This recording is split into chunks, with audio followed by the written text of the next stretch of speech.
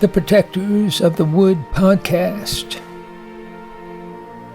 The destruction of our planet is becoming real life.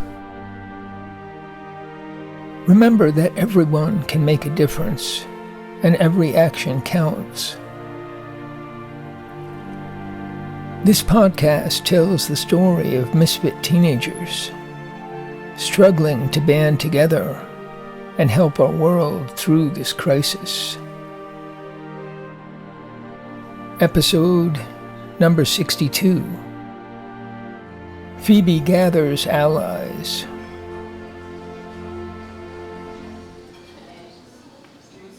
There was no line at the coffee shop, but people were standing 2 or 3 deep at the counter, and all the tables were full. Phoebe squeezed behind the counter and saw Sammy and Abby hard at work, slicing ingredients and throwing sandwiches together. Sammy slid a plate onto the counter. Turkey special! Come on, get the turkey special! Stephanie appeared. The crowd parted, and she grabbed the plate and vanished. How's it going, Sammy? Best night in history! Sammy spoke without even looking up from his work. What are the chances for some food? Only 2 orders, both sandwiches, turkey special or vegetarian special. They've got tomatoes, greens, and potato squash with finger beans on the side. Ellie's serving water, juice, or coffee. That's it. Ellie? She returned and started work without a word. She saved us today.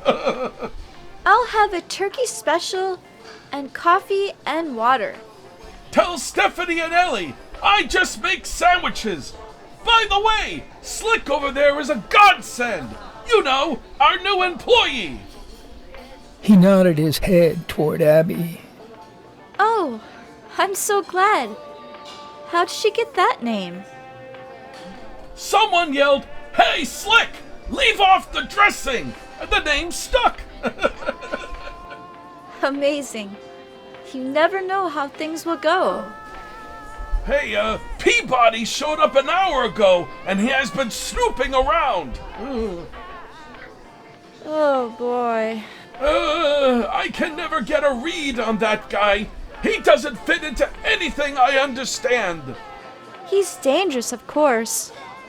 Maybe I'll try to talk to him. Ha! Good luck! By the way, I think I'm ready for tomorrow. I'm glad someone is. Sammy was still working a mile a minute. Phoebe slipped over to where Abby, wearing her hat, jacket, and latex gloves, was putting turkey pieces and sliced tomato on 6 slices of bread lined up before her. Looks good. Abby beamed a smile at her. This is fun. Phoebe darted forward and gave Abby a kiss on the cheek, and then slipped back out from behind the counter. She found Ellie and Stephanie moving like magicians through the crowd, gave them hello kisses and her dinner order, and continued on out the back door. She took a minute standing on the steps to scan the backyard. The 6 tables were jammed with people, seated on folding chairs. Teenagers and children sat eating and talking on the grass. It was quieter outside. Despite the lights, the stars glowed overhead. The moon was just past the full and was already high above the rooftops. The air was still.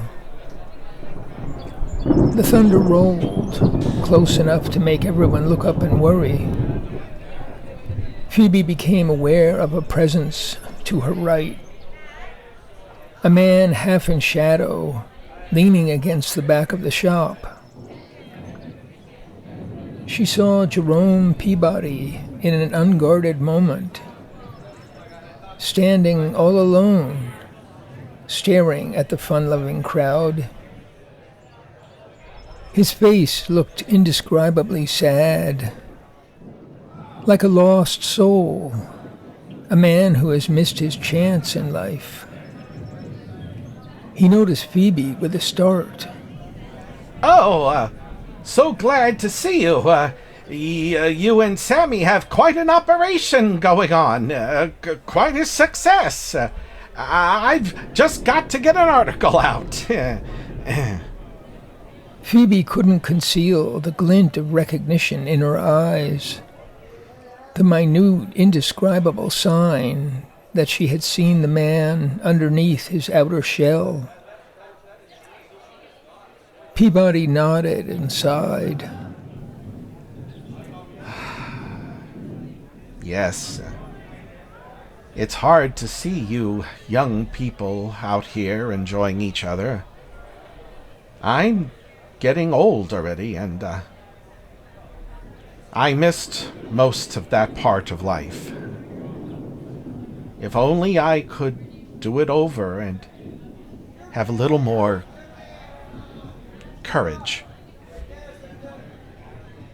I understand. But I'm sure we're going to need all the courage we can find right now. It's never too late to show some courage. Peabody flinched and gave her a sly look from under his eyebrows. Expecting problems? He raised his eyebrows with an air of innocence. Phoebe stepped down and stood beside him and spoke with sincerity. Our jobs create conflicts for us all. It's too bad we can't be on the same side. We both want the best for Middletown. We do. That's how I feel. But Phoebe could see the sad face covering Peabody's effort to smile. Phoebe! Phoebe! Phoebe! Phoebe! Phoebe! Mr. Peabody, please ignore them for a second and think about what I'm saying. I'm really trying to make something good happen. Peabody opened his mouth, but couldn't get a word out. Thanks for listening. Phoebe skipped over to where Terence, Jasmine, and Shannon were seated. Their candle had burned low, and their plates were empty. We almost left, but we wanted to talk to you. Listen to that thunder! Here, squeeze onto my chair. You'll never find another one. Phoebe perched precariously on the edge of Shannon's chair. The tall, athletic star of Phoebe's team seemed to glow with health and happiness. Her friend Jasmine, the small, quick, and clever goal scorer, leaned forward to join the conversation. Terence was smiling, sitting back in his chair. Thunder rolled again, like a distant war. Better hurry up, girls. How can we get jobs here? You got my brother a job. And Sami gave Ellie a job. And Stephanie. And that new girl. What about us? We can wait tables. We can sell toys. I'm sure you two would be great. And God knows Sammy and Gilligan need help. But you're not even 14. That's the legal age. I'll be 14 in just 3 weeks. And Jasmine in October. Phoebe looked at Terence, and he shrugged his shoulders. Let them work, if they can do it. Jasmine will need her parents' permission, of course. Keep your grades up, girls. I'm not the boss, but I'll do what I can. Apply for your working papers right away. And remember, our Blue Demon schedule has Saturday games all fall. Shannon looked at Jasmine. I told you we could do it. The storm's going to miss us. Stephanie swooped in with a plateful of huge turkey sandwich and a pile of finger beans. Ellie's coming by with drinks, and we still need more help. I'm working on it. See? See? Oh, this is so good. Here, have some finger beans. Ellie appeared with a tall glass of dark liquid and set it before Phoebe with a flourish. Specialty of the house, Sammy said. So great you're back. How'd you do it? Oh, don't ask. It's a long story. The less you know, the better. Ellie turned and disappeared into the crowd. What's all that about? Her parents grounded her. But she's back. That's all I need to know. I do worry, though. I've done a little private research into your situation. There are rumors spreading, some of them quite damaging, about drugs, alcohol, and runaways. You don't want to lend fuel to that fire. There's even talk about these new vegetables. It might seem ridiculous, but I hear they're grown by a witch in the forest. There are people who believe in that sort of thing, you know, especially when there's no other explanation. They are easily scared. So, I want to ask you, Phoebe, where do these vegetables come from? Phoebe was delighted with the question. I saw them delivered 2 mornings ago by Tom Winkle and Fred Peterson. The boxes had the logo of their farms. You'll see them tomorrow in the toy store courtyard, selling their own produce. Well said. A reply worthy of a witness in court. Yet, it doesn't explain everything. Look, I love what you folks are doing. I even want my daughter to work for you. We've had a ball just sitting here, but you'll have to admit there's more going on than meets the eye. Don't worry about Shannon and Jasmine. They're the ones who brought all this to my attention. You can't fool them because they're just like you and want to get involved. They know there's a mystery here, but we're on your side. We might do more for you if we knew more. Phoebe had stopped eating. Terrence, Shannon, and Jasmine looked at her, waiting. Phoebe wondered what she could possibly say or do that would be the right thing. What had her parents, or Reverend Tuck, or Jim, or Chi-Chi done in this situation? I see how you feel. Just think about it, okay? This probably isn't the right place for a little talk.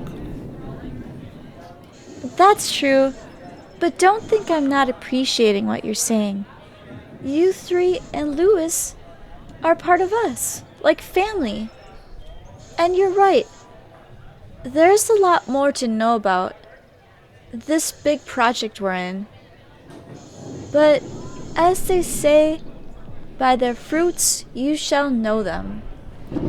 We've got to start by making our event tomorrow a wonderful thing for people. Terrence eyed her in surprise. Well, okay. I can go for that. If I understand you correctly. We'll all do our best and let everyone show who they are. Then we'll go forward from there. One step at a time. That's what you mean, right? Phoebe nodded. So, give us our marching orders. Where do you want us tomorrow? Right where we are now. At 7 o'clock or earlier. We have to make sure there are only 95 people admitted to the concert. That's our limit. That suits me just fine. I've thought it over carefully, And I see this back door as your vulnerable spot. It's away from public view. We're ready to help. Phoebe reached across Shannon to Terrence, and they clasped hands. We're going to need you. And hopefully we'll have Luis and Chief Santiago at the front door. We'll be prepared. We're on the same team. Don't forget our jobs. What will we do? You'll count people at the door. It'll be harder than you think. We've got the mountains and hills for company. We've got the clouds and the storms and a billion stars to see. We've got the rain and streams and rivers and the sea. And with the children running round us, it's heaven all for free. It's heaven all for free, right here and right now. It happens all around us, no one knows how. It may take 1,000,000 years to build the house of God. We can start right here. We can start right now. We can start right here. We can start right now.